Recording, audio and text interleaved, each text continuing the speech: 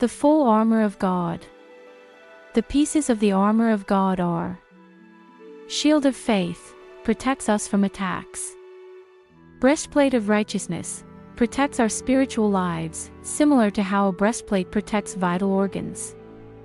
Sword of the Spirit, the Word of God, which is a weapon against temptation and the only piece of armor with both defensive and offensive capabilities.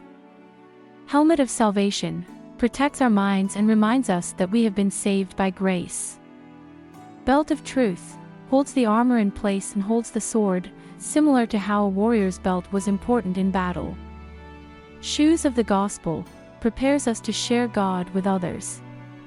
Prayer is not one of the pieces of the armor of God, but Paul says in Ephesians 6 verse 18 to pray always with all prayer and supplication in the Spirit.